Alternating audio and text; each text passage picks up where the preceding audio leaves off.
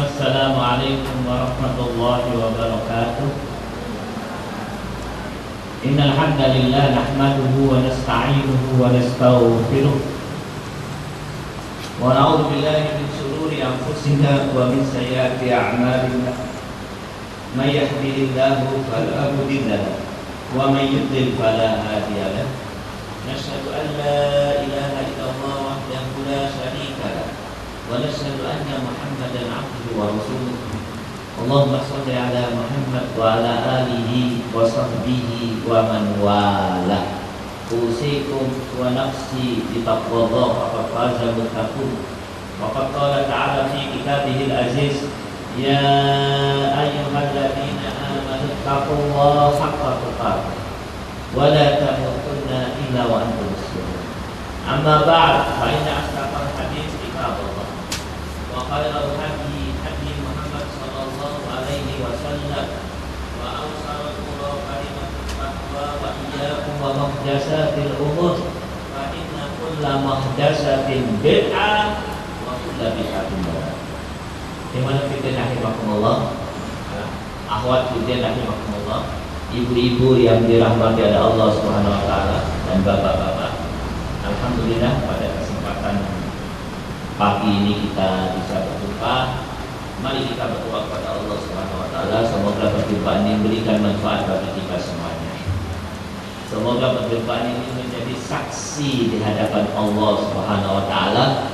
Kita sebagai manusia berjumpa dulu, berjumpa di muka bumi ini dalam rangka apa? Dalam rangka untuk bisa mencintai Engkau ya Allah, dalam rangka untuk bisa ibadah kepada Engkau.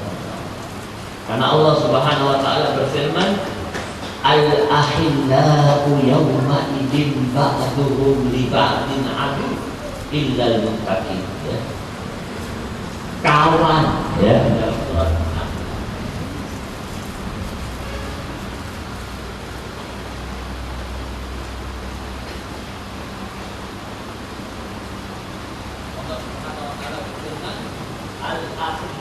yauma idzin ba'dhuhum li ba'din adu illal muttaqin. Kawan karib CS konco plek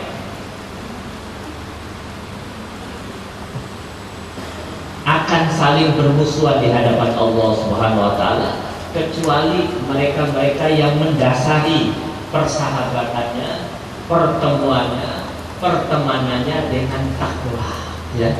Mudah-mudahan ini menjadi saksi di hadapan Allah. Kemudian yang kedua, saya wasiatkan pada diri saya juga buat semuanya, marilah kita tingkatkan takwa kepada Allah Subhanahu wa taala. Iman fiddin rahimakumullah, ibu-ibu sekalian yang dirahmati oleh Allah Subhanahu wa taala. Allah berfirman di dalam salah satu ayatnya, yaitu di dalam surat 9 ayat 122. Maka al-mu'minuna liyamfiru kaffah walaula nafara min kulli firqatin maka al-mu'minuna liyamfiru kaffah walaula nafara min kulli firqatin minhum ta'ifatun liyatafaqahu fid din waliyundiru qaumahum idza raja'u ilaihim la'allahum yahdharun, ya. Di dalam ayat ini ada satu kalimat yang perlu digarisbawahi, ya. Yaitu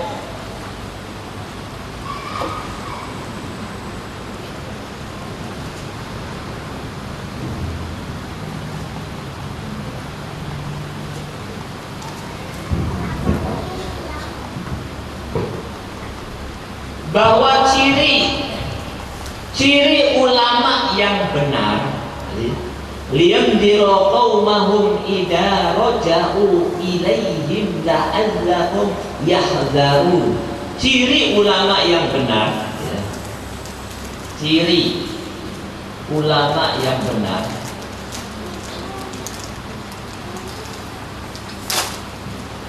selalu melakukan pekerjaan yang namanya al-indar.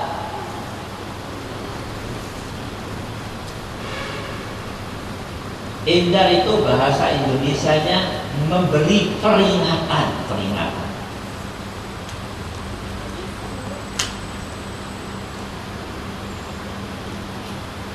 Supaya apa? Liyundiru qaumahum idza raja'u ilaihim la'allahum yahdharun, supaya umat, yaitu kaum muslimin, mempunyai satu sikap. Apa itu? Yahdharun.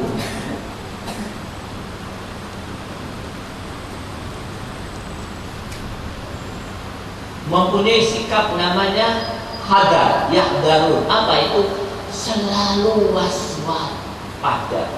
Selalu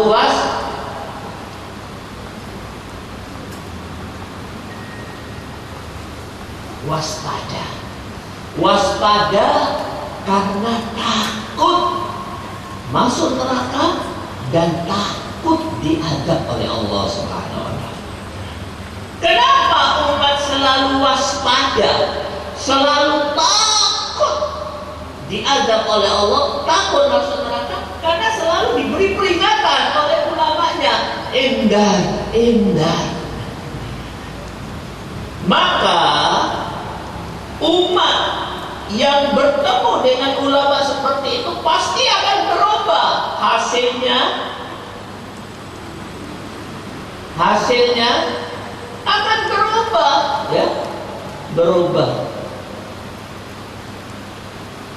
Seperti berubahnya siapa? Satu,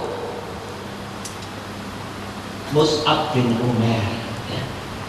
Seperti berubahnya Mus'ab bin Umair.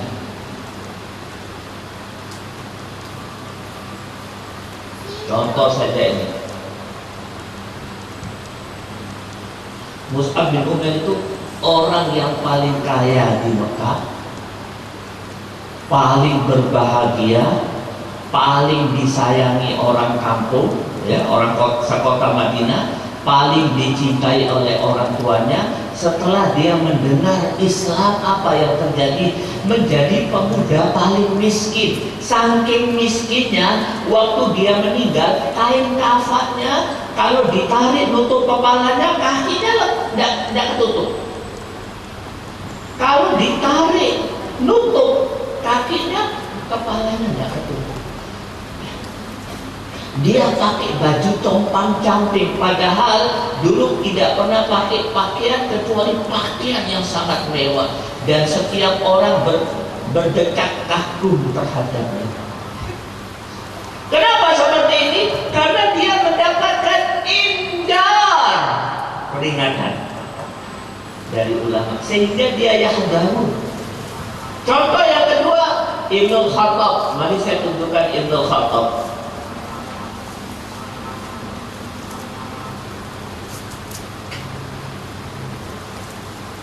Bukan Umar Ibnu Khattab ini. Ibnu Khattab ini bukan Umar Ibnu, orang baru-baru ini. Syahid kurang lebih 5 atau 6 tahun yang lalu. Siapa dia?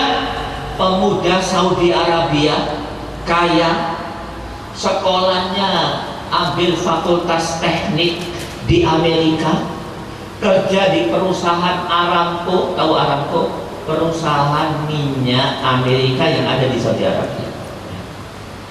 Karena mendapatkan indar dari ulama, akhirnya dia yahdharun. Apa yang terjadi? Subhanallah, berubah dia. Kemudian dia berangkat ke Saudi Arabia, ke Afghanistan, dari Saudi Arabia, berjihad di Afghanistan, dan akhirnya pindah ke Chechnya, menjadi pimpinan mujahidin Chechnya, dan dia syahid.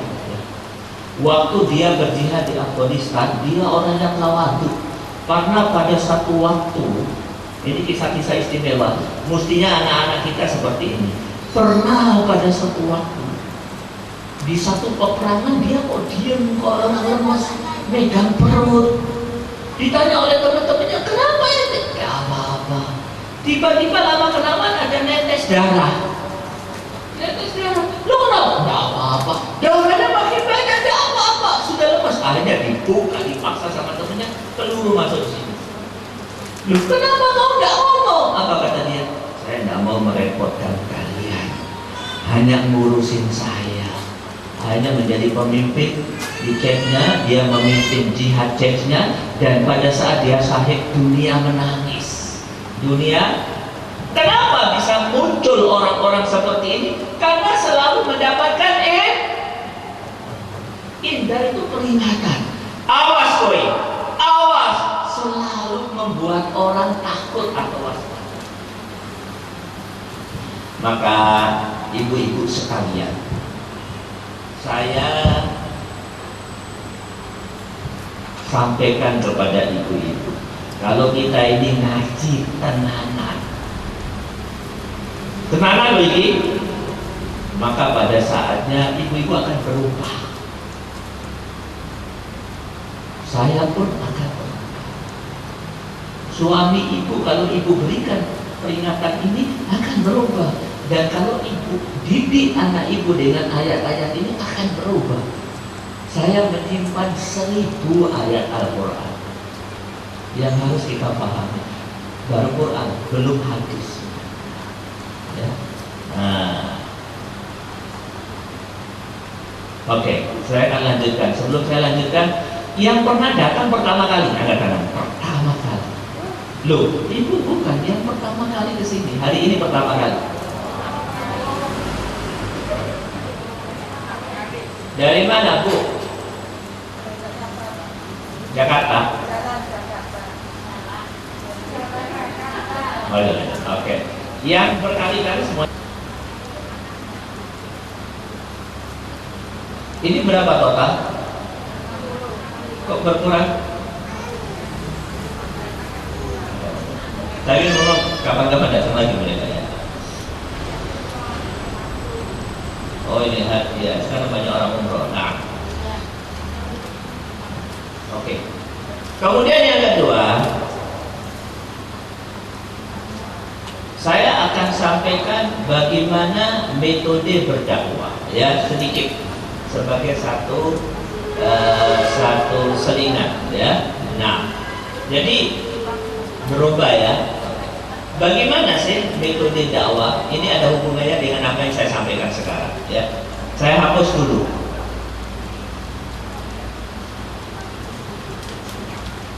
Bisa dihapus.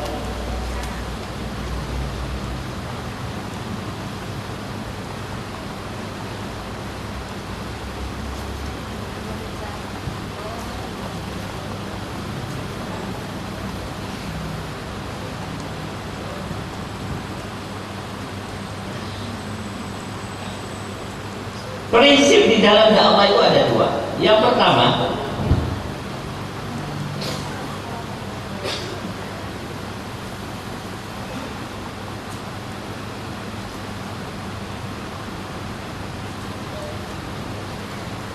dan prinsip ini harus dipegang oleh dai dan harus dipegang oleh setiap muslim dan muslimah. Prinsip yang pertama, ya, harus disampaikan.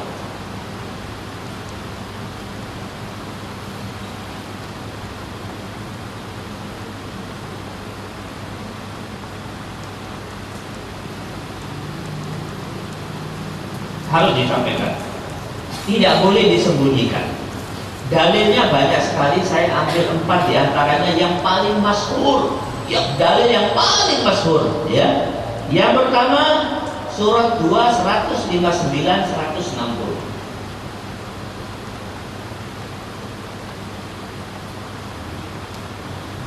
Ibu-ibu sekalian, daurah kali ini perhatikan betul-betul. Ya, penting materi ini betul sekali. Ya, jangan ngantuk kalian sekalian. Ya, baca, Bu.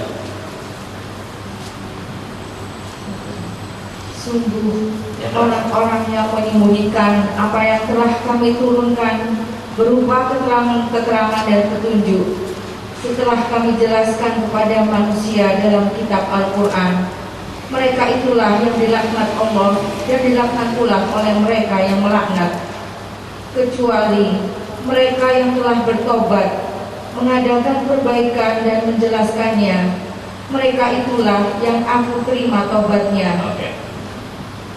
Apa maksud ayat ini? Perhatikan Bu. Ya. Ayat ini kalau tidak difahami, tidak di stop, tidak dioncei, lewat seperti kereta api, kita tidak dapat apa-apa. Yang pertama, pelajaran yang pertama satu, cukuplah seseorang dikatakan menyembunyikan ayat Allah. Menyembunyikan ayat Allah.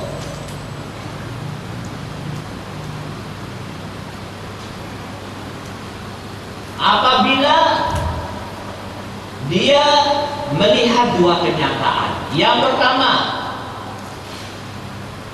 umat butuh dakwah.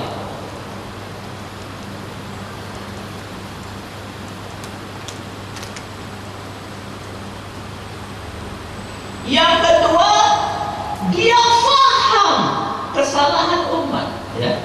Umat butuh dakwah karena melakukan kesalahan, maksudnya karena melakukan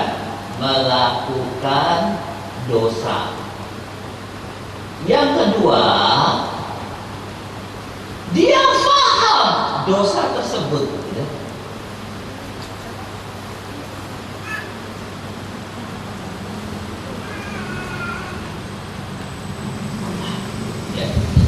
Jadi seseorang dikatakan menyembunyikan ayat Allah kalau dia melihat dua kenyataan. Pertama, umat melakukan dosa, butuh dakwah. Yang kedua, dia paham bahwa itu dosa. Dan dia tidak mendakwakannya.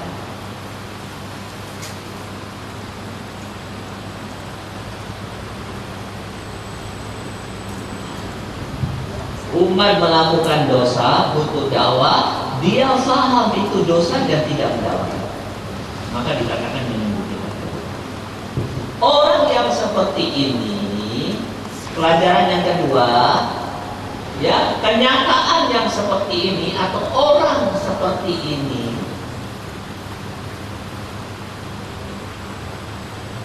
akan mendapatkan dua hal. Satu, dilaknat oleh Allah Subhanahu wa taala.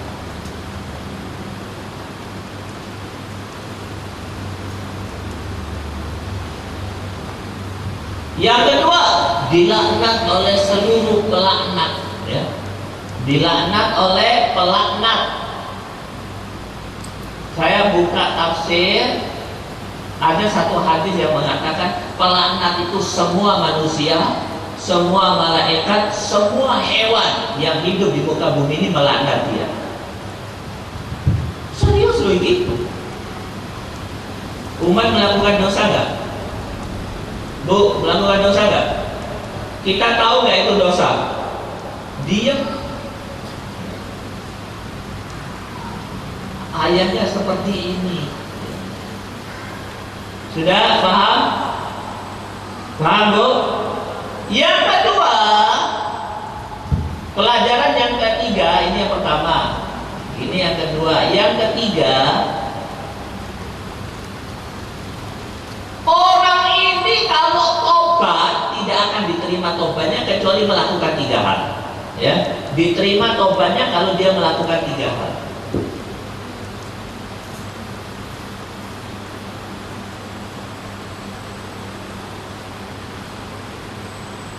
Apabila dia melakukan tiga hal. Satu, tabu, tobat. Yang kedua, aslahu, memperbaiki diri.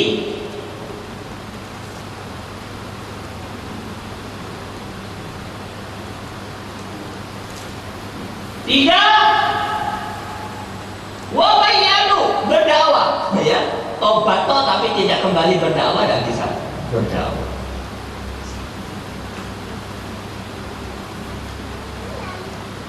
Oke, saya pelan-pelan sekarang ini. Kalau enggak, tulisannya enggak jelas, tanya pelan apa? Ya. Tidak akan diterima tobatnya kecuali melakukan tiga hal. Tobat, aslahu memperbaiki diri. Ya, ini kan akan diterima tobatnya apabila dia melakukan 3 hal. Paham ya? Tobat, aslahu memperbaiki diri, dan berdakwah wa bayyan. Ini ayat pertama.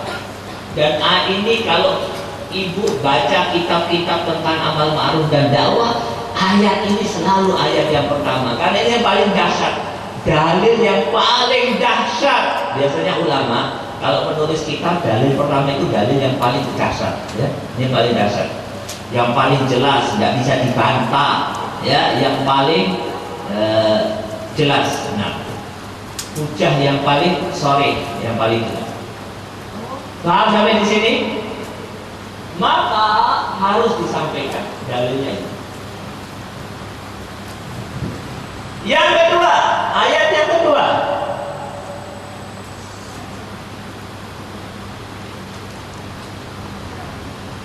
Ada banyak, saya sampaikan 2 ayat saja.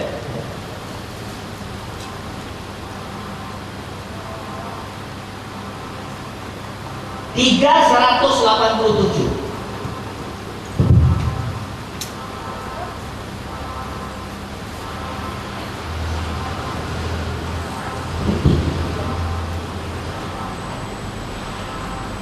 Sebelum baca ayat ini saya akan ceritakan dulu, ya. Ayat ini ya, ada satu sejarah, ada hubungannya dengan ayat ini. Perhatikan. Ada seorang ulama besar, seorang soleh namanya Abu Hazm. Dari apa, Bu? Ya, kasih kursi.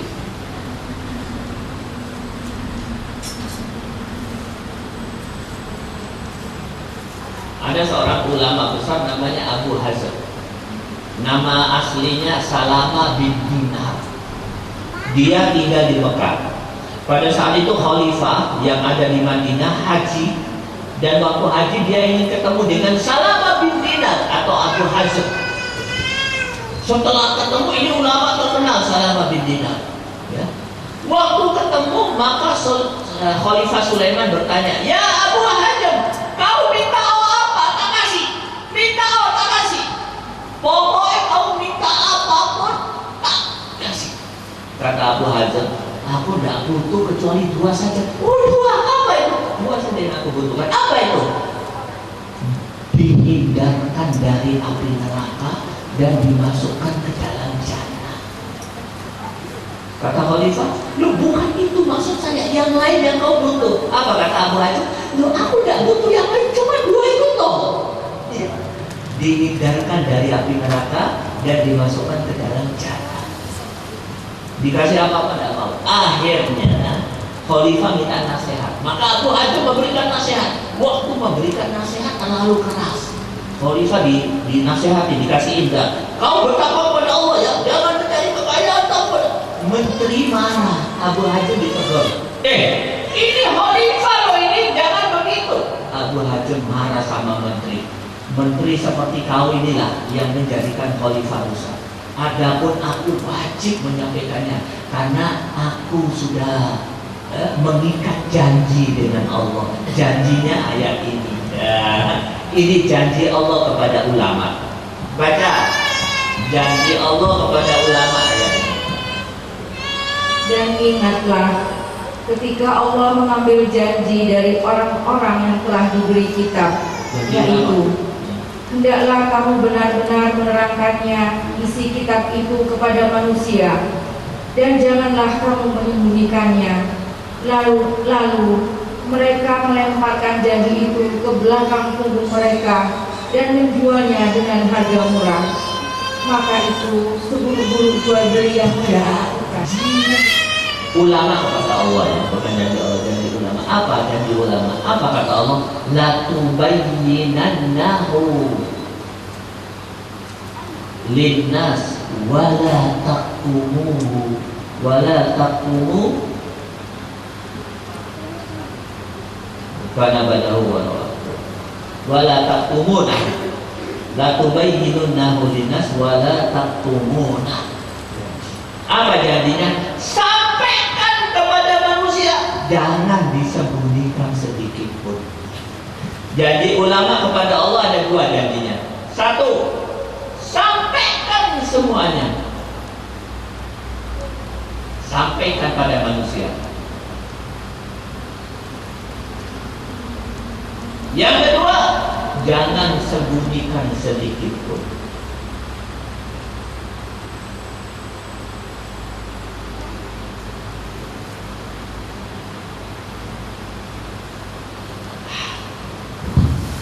Saya pikir dua ayat ini, masih ada ayat yang lain, saya pikir cukup dua saja, ya. Prinsip yang pertama. Sekarang kita masuk kepada prinsip yang kedua. Prinsip yang pertama. Sekarang kita masuk kepada prinsip yang kedua. Ada yang mau ditanyakan? Pelan-pelan. Paham, Bu? Ibu? Apa, Bu? Tanya apa, Bu? Yang keras, Bu, yang keras. Iya, ayatnya. Hadisnya balighu anni walau ayat. Sampaikan semuanya, walaupun kau tahu satu ayat, sampaikan. Walaupun pahit, sampaikan. Ini ayatnya dijelaskan oleh hadis-hadis itu. Pahit itu apa? Diejek, dipenjara, ya. Pahit, hidupnya susah, dikatakan teroris. Pahit. Kenapa? Karena dia menyampaikan. Khalas. Prinsip yang kedua.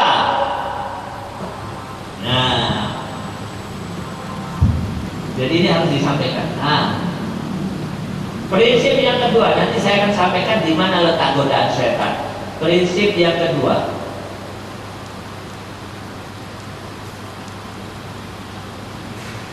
Prinsip yang kedua, perhatikan pembinaan pribadi. Saya tulis, perhatikan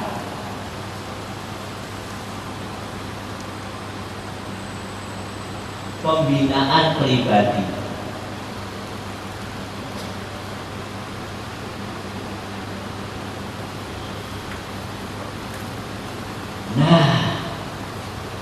Ayatnya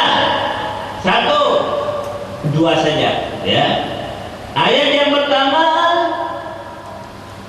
61, 2 dan 3. Surat 61 ayat 2 dan 3.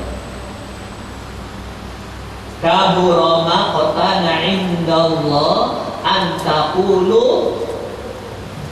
Kata teman saya, kata-kata magetan, kota magetan ada di ayat ini. Magetan.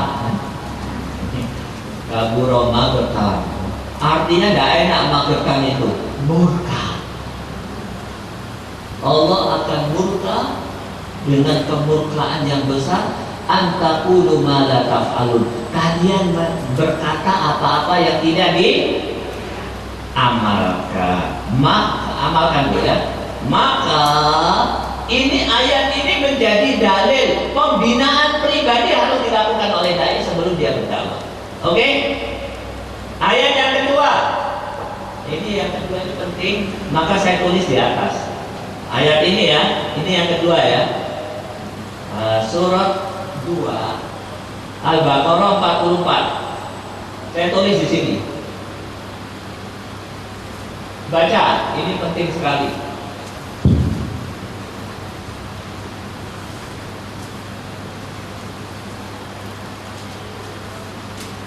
Ada yang nyebut Bu, ada yang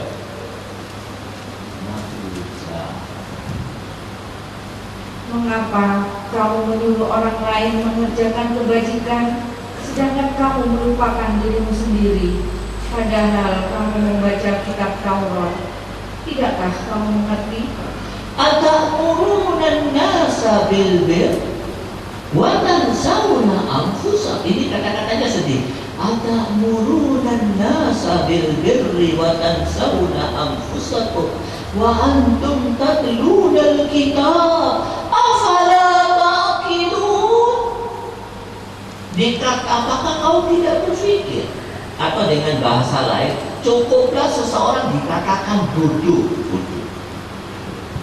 Seseorang dikatakan bodoh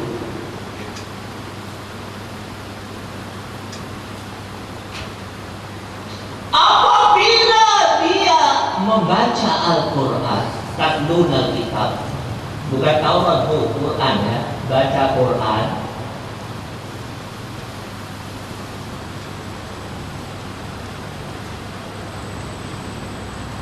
Dan kemudian setelah dia baca Quran, tergerak hatinya untuk berdakwah.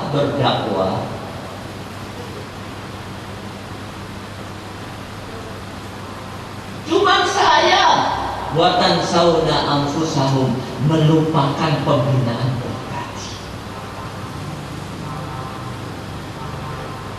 melupakan pembinaan pribadi. Bodoh. Afala taqilun? Tidakkah engkau berpikir? Kenapa ya Allah?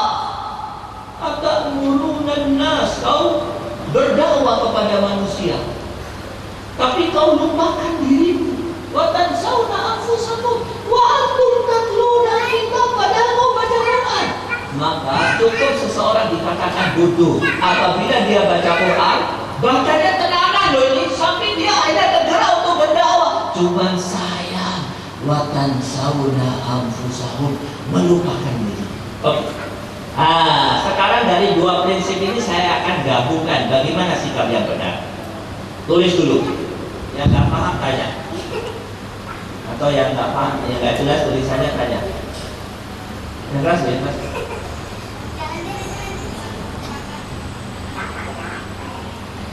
Ya nanti. Ada lagi? Nanti sini ada nggak ada?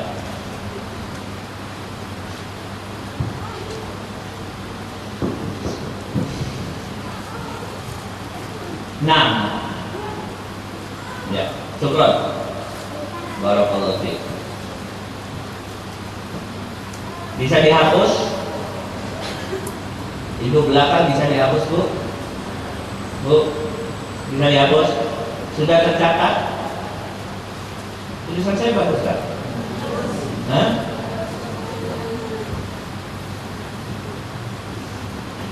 Semangat. Tidak pernah belajar menulis indah.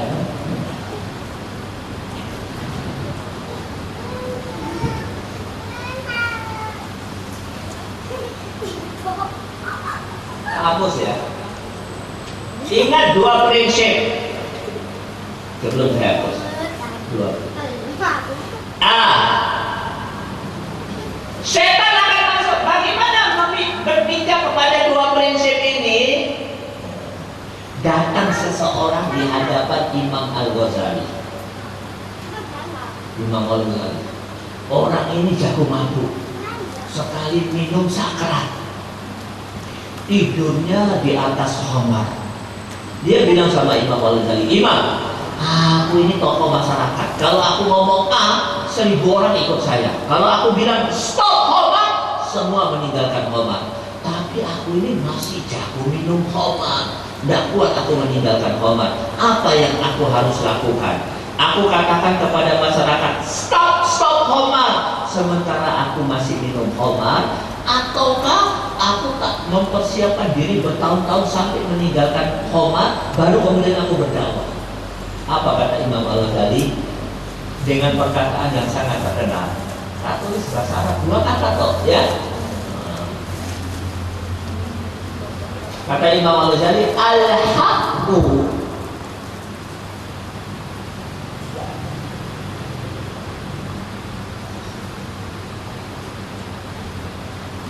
an yahtasib. Terkenal kata-kata ini.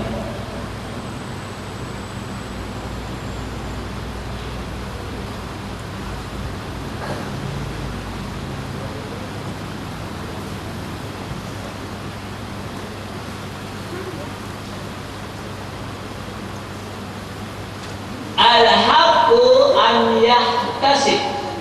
Saya sengaja ambil yang paling gampang. Ya, banyak perkataan-perkataan yang lain tapi panjang ya.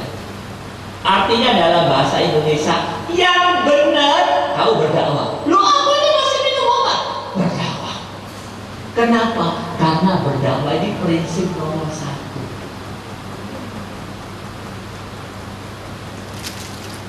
Prinsip nomor 1. dengan berdakwah Allah akan memberikan kemudahan buat kau untuk meninggalkan khamar. Dan sebelum itu masyarakat sudah meninggalkan khamar karena dakwah.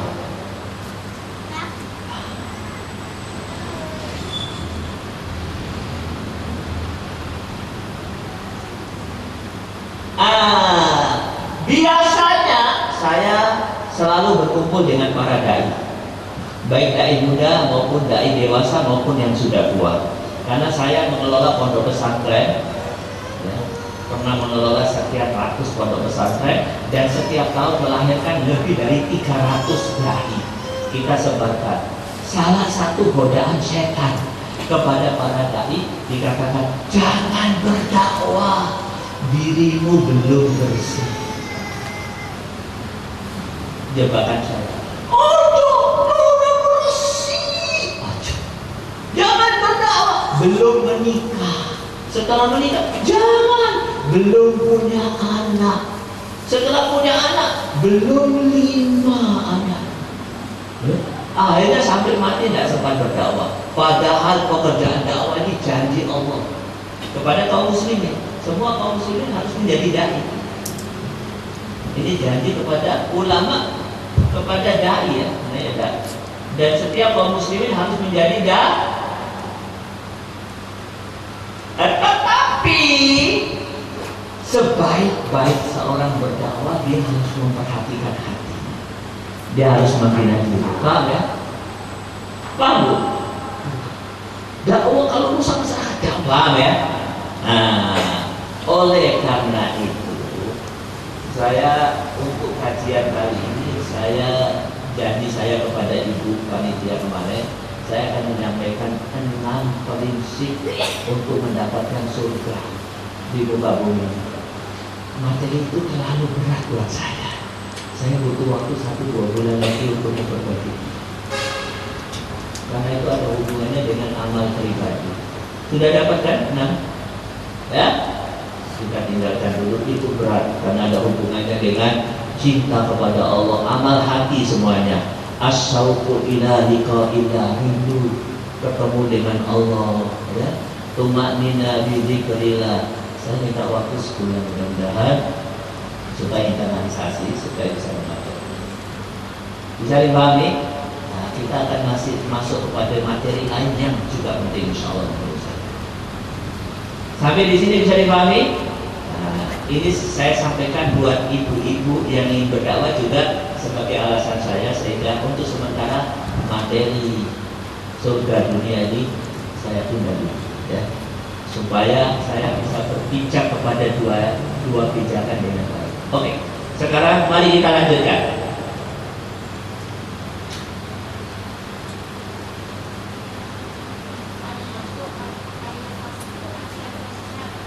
Bahasa Indonesianya yang benar, alhakan yang benar. Jangan pakai ai kalau baca. Begini loh Bu, kalau ai itu kalau baca Quran. Kalau bukan Quran tidak ada tajwid. Baca hadis tidak boleh ai. Tajwid itu Quran to. Al-haqqu an yahtasib. Yang benar berdakwah. Yang benar harus berdakwah. Yahtasib itu berdakwah. Ada juga yang mengatakan al-haqqu an tahtasib, kau berdakwah. Boleh juga mereka berdakwah. Yang benar harus berdakwah, ya. Yang tasib itu berdakwah. Yang pasti. Nomor 1, iya, walaupun masyarakat itu berdakwah, cuman oleh ulama diambil kena-kena kalau sudah amal batin perbaiki diri, tapi kalau sudah hubungan masyarakat perbaiki. Paham ya? Halas.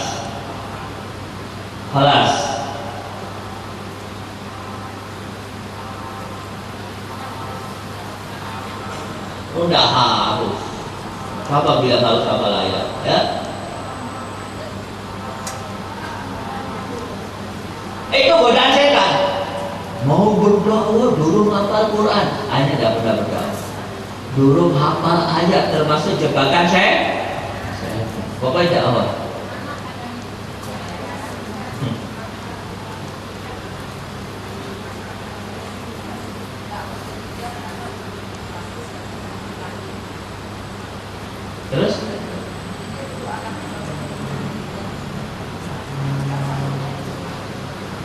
Justru berhijab itu memudahkan seseorang untuk memperbaiki dirinya, ya.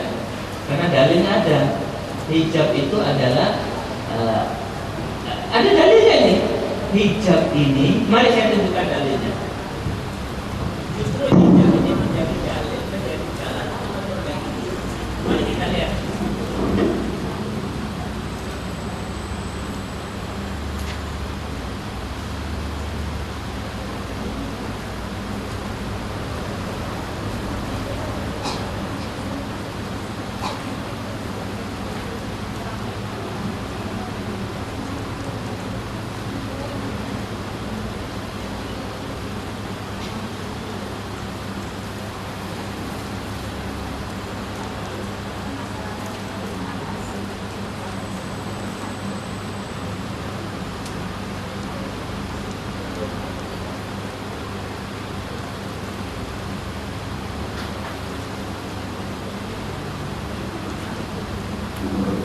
Ya, surat tidak langsung. Baca surat 24 ayat 30. Baca. Yang keras Bu.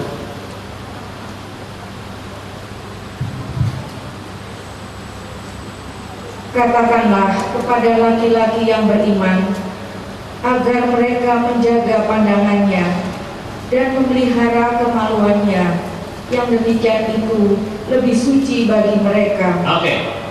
Lebih suci itu buat pria melihat, tentunya termasuk menutup bagi wanita untuk lebih suci. Paham ya? Secara tidak langsung. Mengerti Bu? Ini yang pertama. Yang kedua, di dalam surat Al-A'raf nanti bisa dibaca, ada namanya libasul taqwa, pakaian takwa. Ya. Jadi lebih suci bagi lelaki karena si wanita menutup, juga bisa lebih suci buat dia. Nah, kita lanjutkan.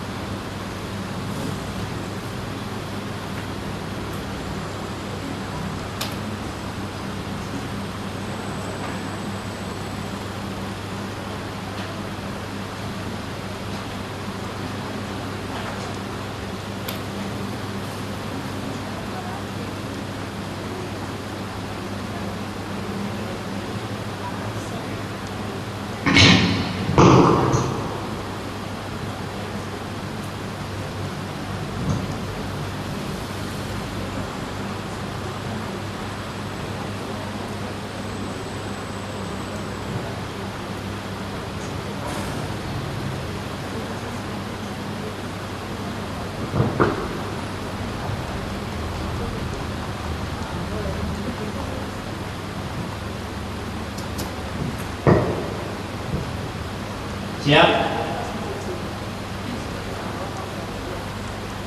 Sebelum saya masuk ke materi, saya akan bicara sedikit tentang ilmu, ya.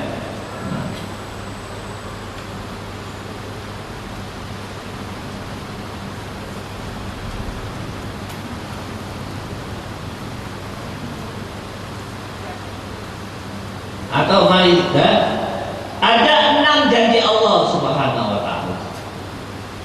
Mari kita lihat problematik kaum muslimin, ya.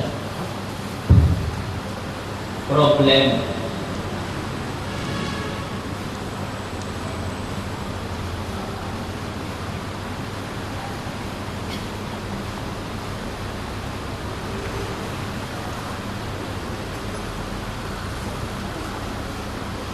seorang muslim itu harus mempunyai 2 ilmu, Pak, ya, Bu, ya. Seorang muslim itu harus mempunyai 2 ilmu. Yang pertama, ma'rifatud din, mengetahui ilmu din, ya. Ma'rifatud din. Dia harus, ma'rifah itu paham, ngerti din. Yang kedua, ma'rifatul zaman.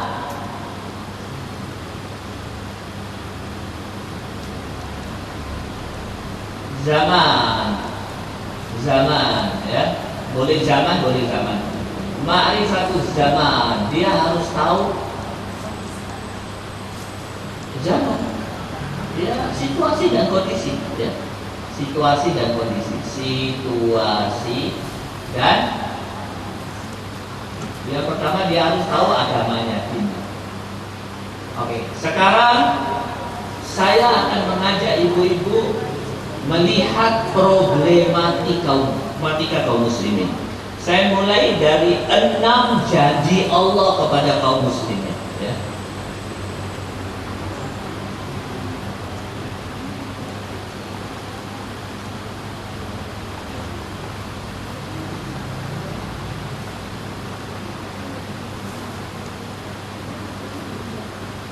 Dan 6 janji Allah ini ditulis oleh seorang ulama dari Yaman yang sangat terkenal, namanya Abdul Majid Al-Jindani, di dalam buku Al-Iman.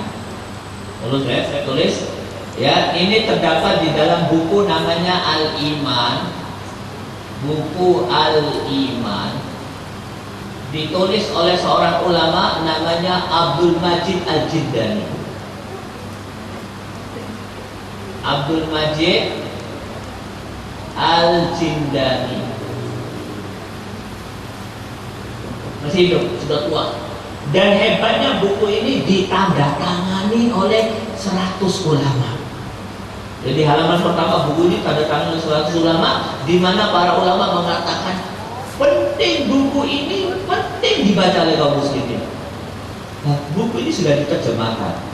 Sudah diterjemahkan di Indonesia ini 20 tahun yang lalu. Cuma belum baca kan? Ada musibah. Buku ini penting, ditandatangani oleh 100 ulama. Subhanallah, ditandatangani oleh 100 ulama, ya? Ditandatangani oleh 100 ulama besar. Ini bukan ulama Indonesia, ulama Yaman dan Saudi Arabia. Syekh, doktor. Ya, sudah diterjemahkan. Saking lamanya diterjemahkan, sudah banyak penerbit yang menerjemahkan, diulang. Saya sarankan dibaca, dibeli. Al-Iman bahasa di Progresif atau di apa? Sebenarnya Progresif itu toko-toko yang besar itu. Halim itu ada mestinya.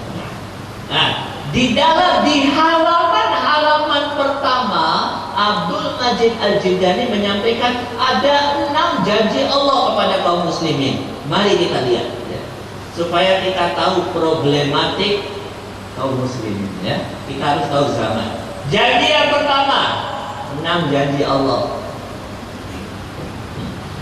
Buku Al-Iman dulu diwoco, subhanallah. Majalah Tempo sudah dibaca, musibah. Jawab Pos setiap hari dibaca. Padahal setiap halaman anti buka Jawab Pos membawa anti ke neraka, merusak fikrah, merusak akhlak, dan merusak yang lain kalau tidak hati-hati. Nah, 6 janji Allah. Yang pertama, karena penting ini saya tulis kata Arabnya langsung. Yang pertama, An-Nasr, janji yang pertama. Ini saya ngajak anti serius, ya. Serius ini. Ya. Proto apotiki, ya. Siap? Loh, kalau nggak apa buat apa? Apa kata Allah? A'antum asaddu khalqan amis sama banaha rafa'a samkaha fasawwaha. Ayat supaya kita serius. Mulai dari buka surat Al-Qiyamah. Surat yang keberapa? Nah, 75.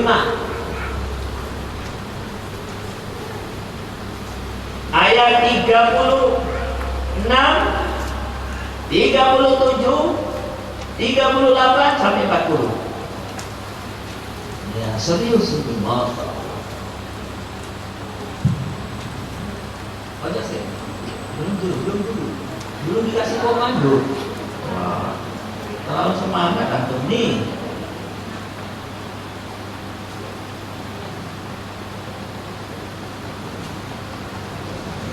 Tujuh lima 36 sampai 40.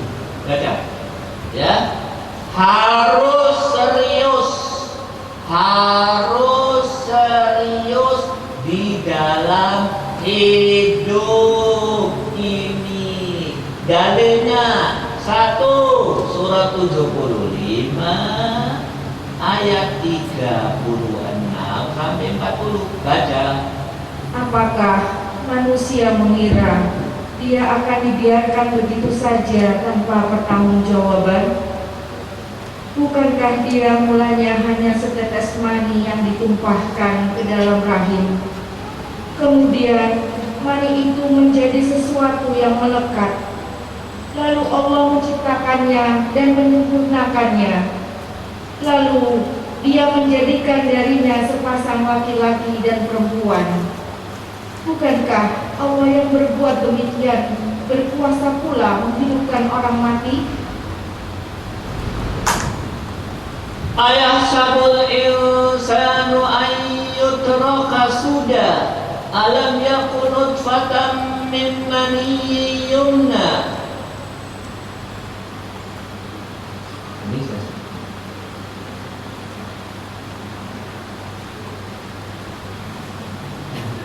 Ila akhir, ya. Serius. Ini ayat yang pertama, ya.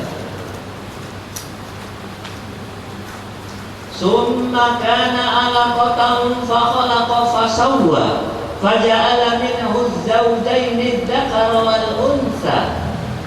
Alaysa dhalika biqadirin an yuhyiya? Alaysa dhalika biqadirin ala an yuhyiya al-mauta?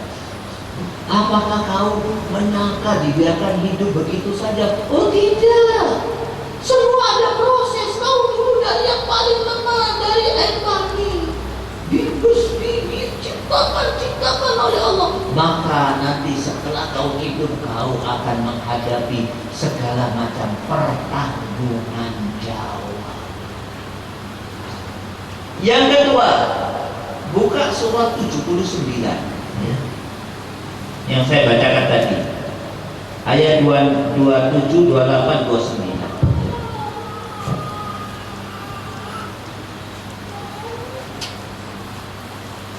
Baca. Apakah penciptaan kamu yang lebih hebat ataukah langit yang telah dibangunnya? Dia telah meninggikan bangunannya lalu menyempurnakannya, dan Dia menjadikan malamnya gelap gulita dan menjadikan siangnya terang benderang. Mari saya tunjukkan ayat yang kedua. Tidak perlu saya jelaskan, direnungkan di rumah. Ayat yang kedua lebih dahsyat lagi. Surat 9 105.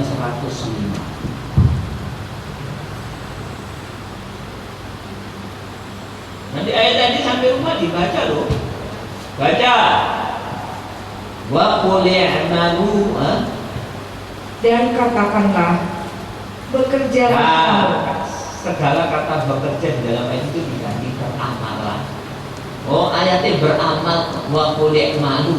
Nanti kalau diganti kerja dikira kerja nyambut baik, ya. Bahayanya terjemahan seperti itu. Bekerjalah, akhirnya dia melamar pekerjaan. Tidak.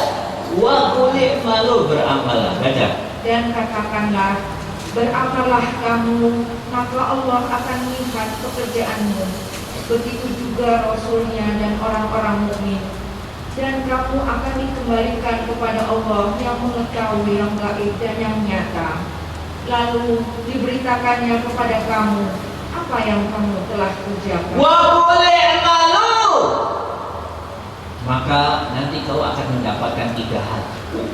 Fasayarallahu amalakum, amalmu akan dilihat oleh Allah, malaikat dan semua manusia.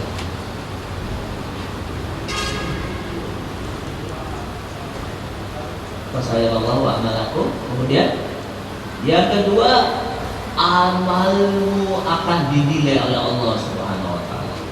Dan yang ketiga, ya, amalmu akan dipertanggungjawabkan di hadapan Allah. Ayat inilah yang mendorong Usama bin Laden. Mari saya cerita tentang Usama sedikit. Usama itu orang yang paling kaya. Bapaknya orang yang paling kaya di Saudi Arabia. Punya perusahaan namanya bin Laden. Saking kayanya, dengarkan. Waktu itu pemerintah Saudi Arabia mengeluarkan satu tender. Tendernya apa? Minta kepada perusahaan asing dalam di luar negeri untuk membuat satu apa? Kalau mau masukkan tender itu apa?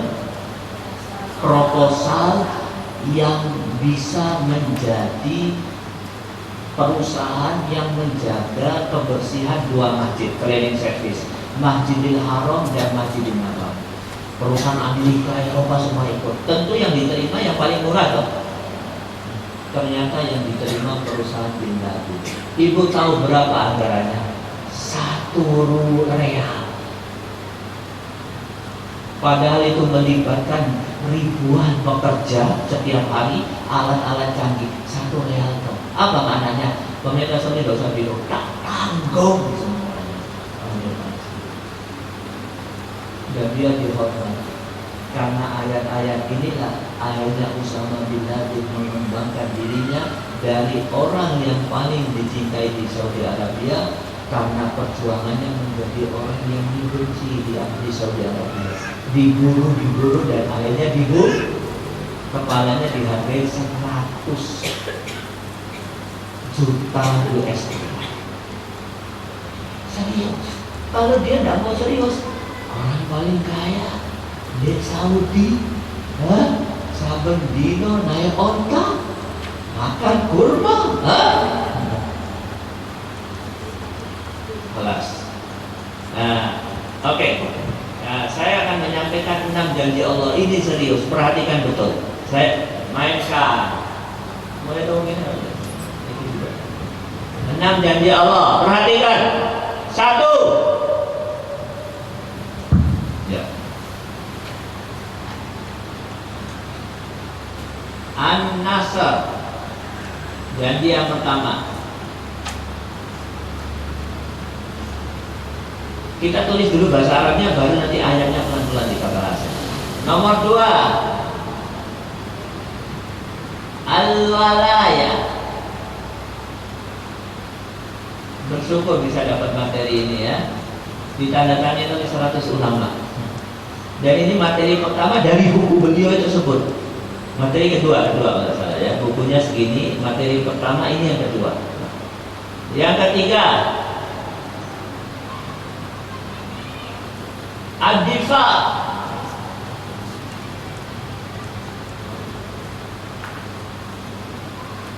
Yang ketiga, apa? 4,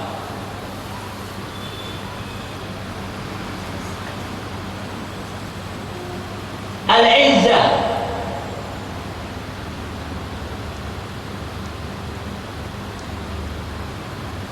Yang kelima,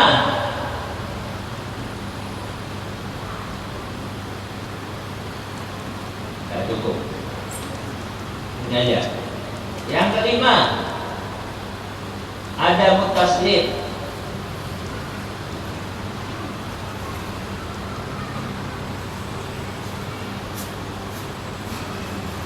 Yang keenam,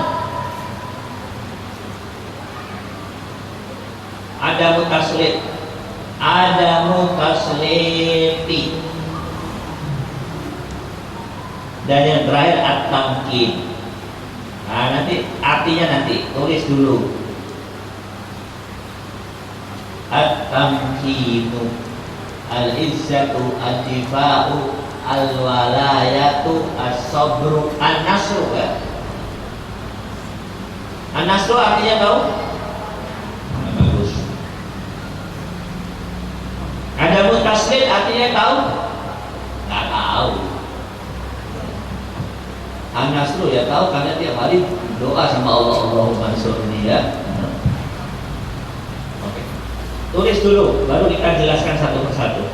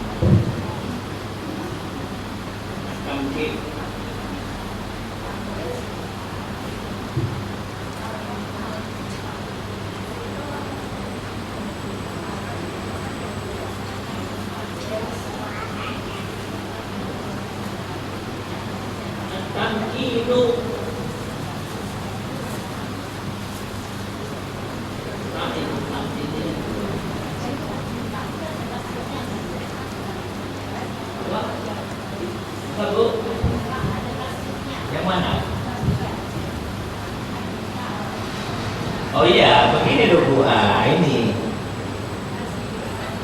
musibah. Kalau ini memang dibaca namanya huruf apa? Ditulis. Karena Syamsiah tidak perlu ditulis. Kalau sudah canggih tidak perlu ditulis. Di Al-Quran ditulis. Karena Quran dibaca oleh banyak orang, paham ya? Nah, walaupun tidak ditulis tetap ad-difa. Karena ini Syam. Kalau ini Qomariyah, enggak, Al-Walaya. Ini apa? Bacanya apa? An. Karena ini non Syamsiah, tidak perlu ditulis. Kita kan sudah canggih, tidak perlu nulis.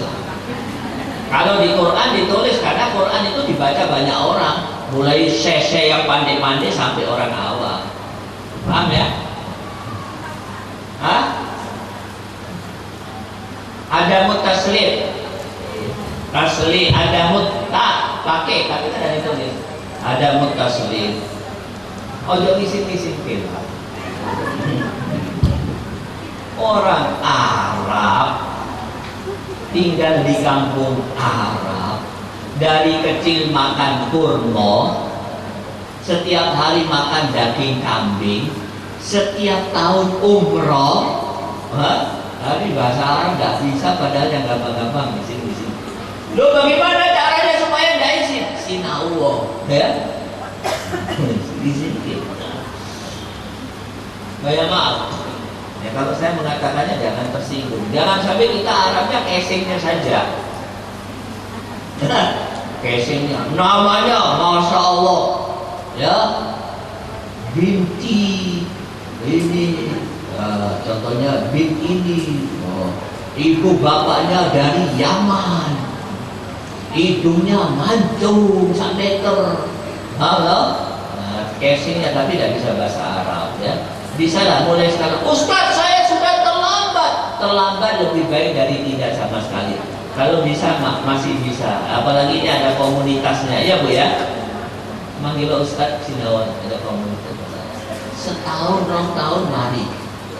Seminggu sekali cukup bisa. Bahasa Arab tidak usah sulit-sulit. Yang ada hubungan dengan Al-Quran aja dulu, ya. Saya sebenarnya punya metode, tapi ya kapan-kapan. Nggak ada waktu lagi.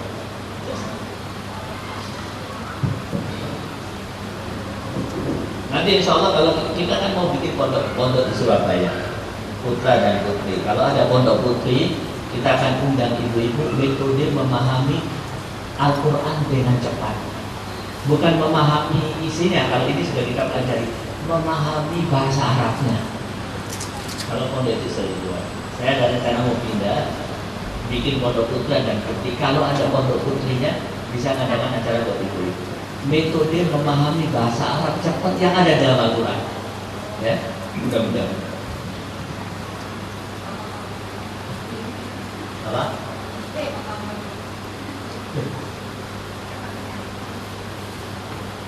Saya akan cari-cari tangan. Mudah-mudahan 6 bulan ini di tahun ajaran baru. Mudah-mudahan. Sudah ada yang ngasih minjemin 3 tahun di dekat bandara itu apa namanya? Sedati. Minjemin selama 3 tahun, setengah hektar. Pakai dulu itu sambil nanti pelan-pelan beli yang baru. Beli tanah sini. Mudah-mudahan. Tidak, sedati kalau ini tidak loh. Halas. Mari kita bahas satu persatu. Perhatikan. 6 janji Allah. Yang pertama An-Nasr. Buka surat 30 ayat 47. Surat 30 ayat 47. Baca.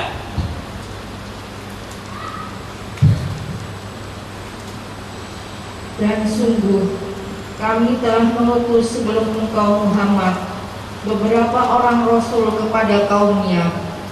Mereka datang kepadanya dengan membawa keterangan-keterangan yang cukup.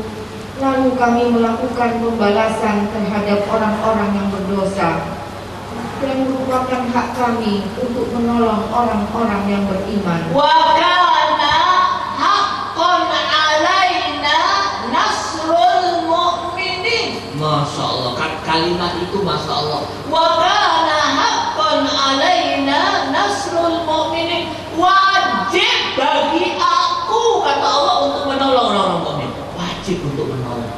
Maka janji Allah yang pertama pertolongan, an-nasr. An-nasr itu artinya pertolongan.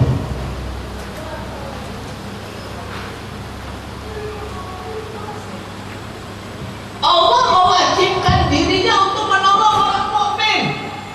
Wa kana haqqan alaina nasrul mu'minin. Tenanan ini. Mari saya buka ayat yang kedua. Surat 61 ayat 14, baca.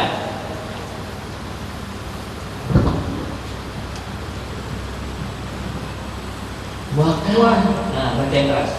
Wahai orang-orang yang beriman, jadilah kamu penolong-penolong agama Allah, sebagaimana Isa putra Maryam telah berkata kepada pengikut-pengikutnya yang setia, siapakah yang akan menjadi penolong-penolongku untuk menegakkan agama Allah?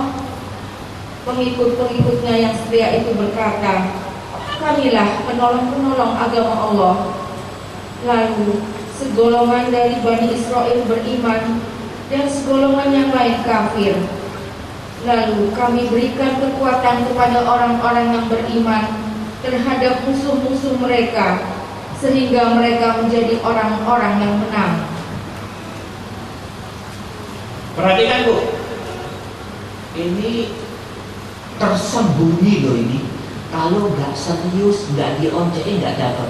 Ada satu kalimat yang sangat sempurna, yang sangat istimewa di ayat ini, yaitu kalimat yang terakhir. Fa'ayyadna alladhina amanu ala aduwihim fa'asbahu dhahirin. Kami akan memperkuat orang mukmin dan akan menjadikan dia menang di dalam pertempuran. Ada dua janji Allah di dalam ayat ini. Satu, dikuatkan. Yang kedua, dimenangkan. Kalau orang sedang berjuang, tidak ada yang diharapkan kecuali dua, kuat dan menang. Dan ini hanya diberikan kepada orang mukmin. Fa'ayyadnal ladzina amanu. Ada kata-kata aman.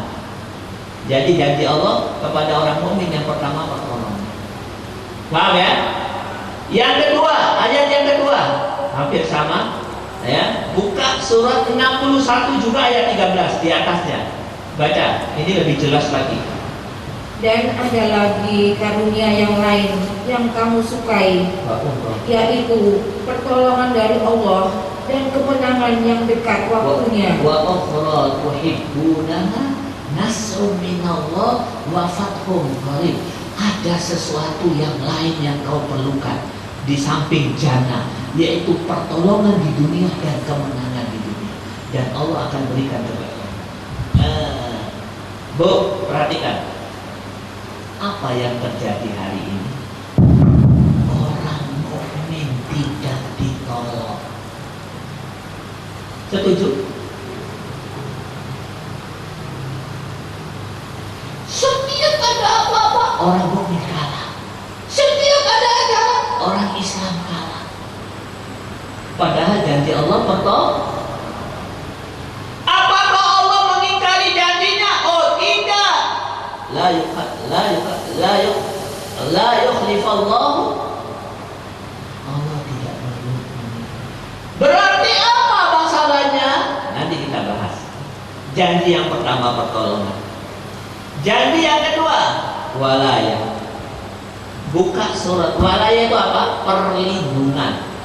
Walayah itu artinya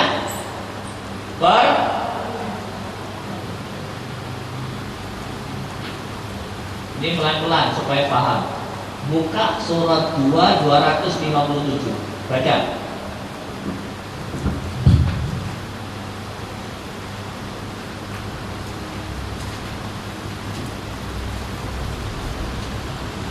Allah pelindung orang yang beriman. Dia mengeluarkan mereka dari kegelapan kepada cahaya iman. Dan orang-orang yang kafir, pelindung-pelindungnya adalah setan yang mengeluarkan mereka dari cahaya kepada kegelapan. Mereka adalah penghuni neraka, mereka kekal di dalamnya. Allahu waliyullah, Allah melindungi orang mukmin. Tapi apa yang terjadi hari ini? Nampak-nampaknya orang Islam tidak dilindungi. Yang paling banyak isinya penjara di Saudi Arabia. Kemarin itu 47 orang dieksekusi di Saudi Arabia.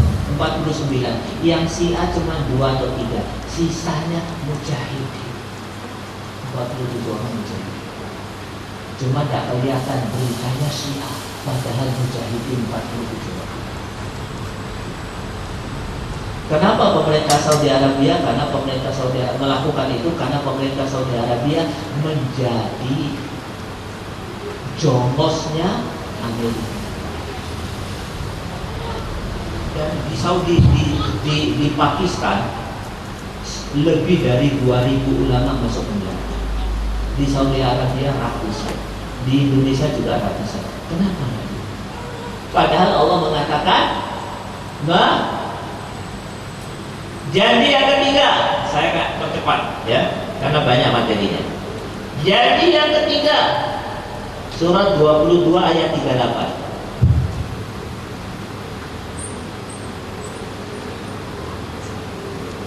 Adifa itu artinya apa? Pembelaan.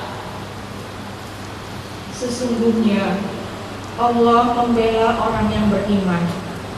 Sungguh Allah tidak menyukai setiap orang yang berkhianat dan kufur nikmat. 2238 ya.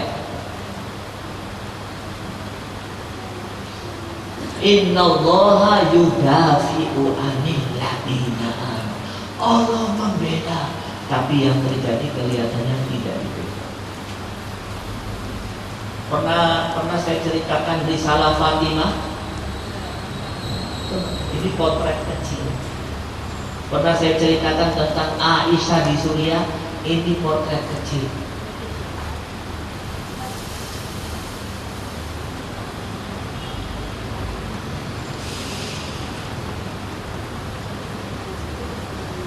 Kemarin itu ada seorang, baru-baru seminggu ini, seorang wanita dieksekusi di Iran. Wanita Sunni, namanya siapa?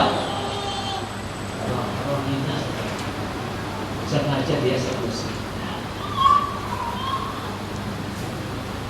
Oke, jadi yang keempat, Al-Izzah. Apa Al-Izzah?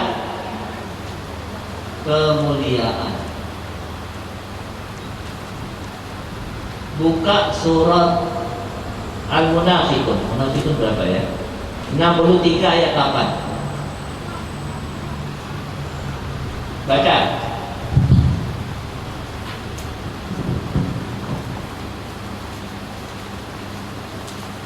Mereka berkata, sungguh jika kita kembali ke Madinah atau kembali dari perang Bani Mustalik, pastilah orang yang kuat akan mengusir orang-orang yang lemah dari sana.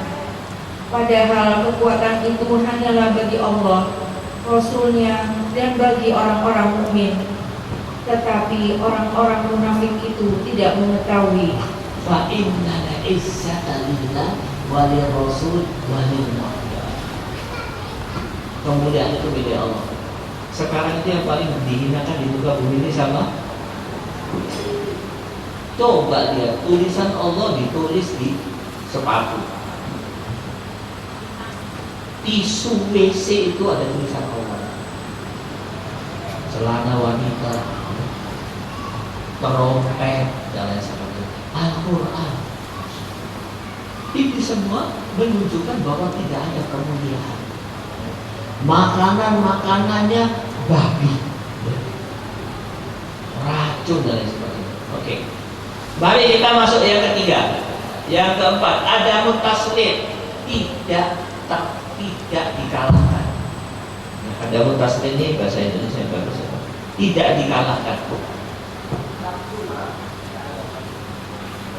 Tidak terkalah, tidak dikalahkan oleh orang kafir. Ini janji semua. Buka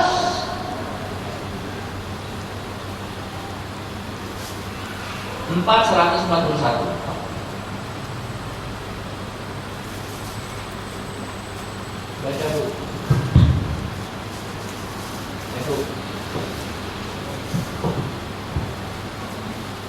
Perhatikan ya, memang ini kita nyusuri ayat, biasanya ada membuat atau apa. Kita menyusuri ayat. Yaitu orang yang menunggu-nunggu peristiwa yang akan terjadi pada dirimu. Apabila kamu mendapat kemenangan dari Allah, mereka berkata, bukankah kami turut berperang bersama kamu? Dan jika orang kafir mendapat bagian, mereka berkata, bukankah kami turut memenangkanmu dan membela kamu dari orang mukmin? Maka Allah akan memberi keputusan di antara kamu pada hari kiamat. Allah tidak akan memberi jalan kepada orang kafir untuk mengalahkan orang-orang beriman. Walai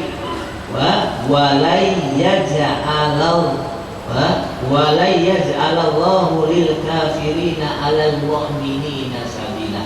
Allah tidak akan memberikan peluang sedikit pun buat orang kafir untuk mengalahkan orang mukmin. Ini janji Allah, tapi apa yang terjadi? Hampir setiap pertempuran kaum muslimin kalah. Zaman sekarang ini, setiap pertempuran kaum muslimin. Janji yang terakhir At-Tamkin, buka surat 55, surat 23 ayat 20 An-Nur ya. An-Nur 23 ayat 55, 24 ayat 55. At-Tamkin itu apa? Kemenangan.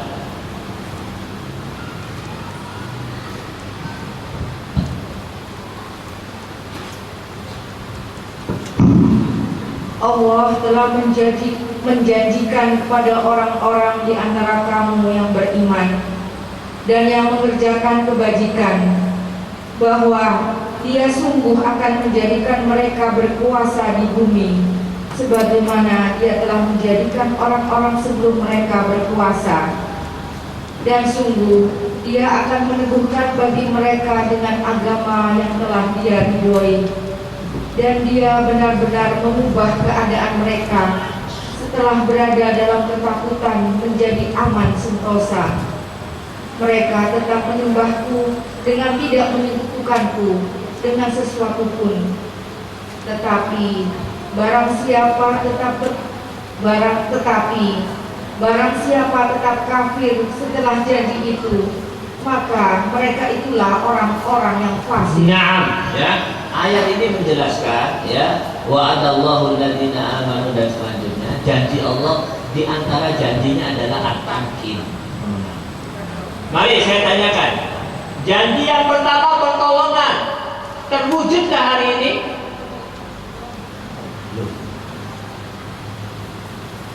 Janji yang kedua perlindungan terwujudkah? Belum. Yang ketiga pembelaan dari Allah. Belum. Yang keempat izzah kemuliaan terwujudkah? Belum.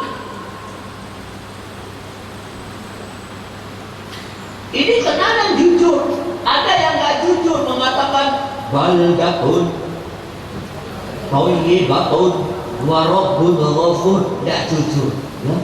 Kita berada dalam keadaan yang senang sentosa, Allah selalu mengampuni, tidak jujur.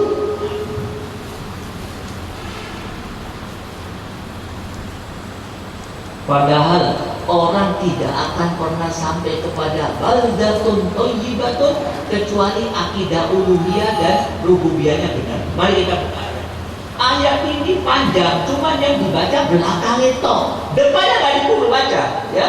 Mereka nggak jujur, bukan.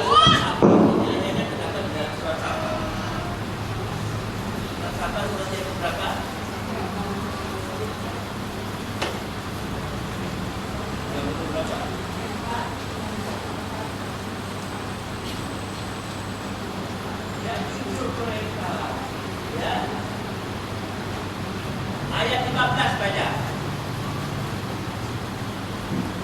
Surat Saba ayat 15.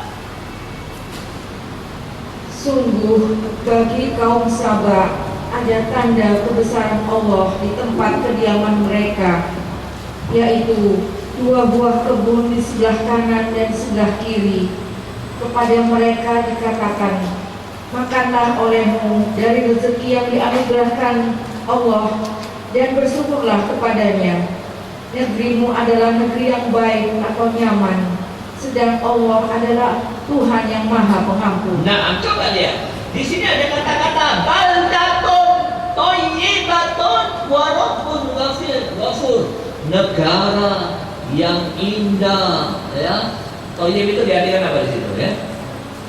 Makmur dan selalu diampuni oleh Allah. Padahal ayat depannya nggak dibaca. Ayat depannya mengatakan kulu min rizqi rabbikum washkurulah.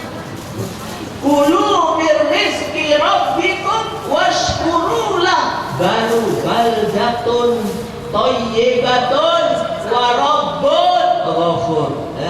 Dan dibaca ayat yang kedua, kulu min rizqillah, ya.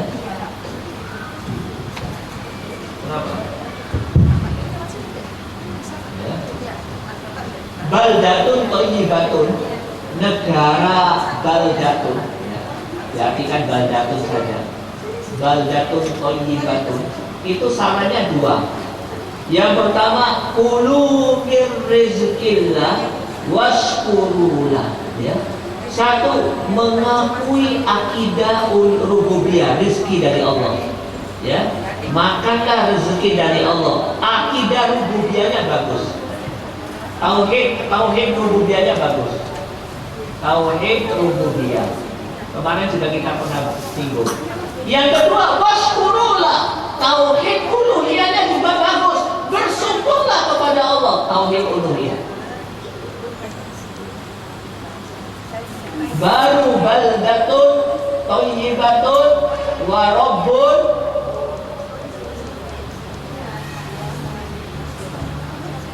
Nah, saya istirahatkan dulu sekitar 10 menit, ya. Nanti kita lanjutkan.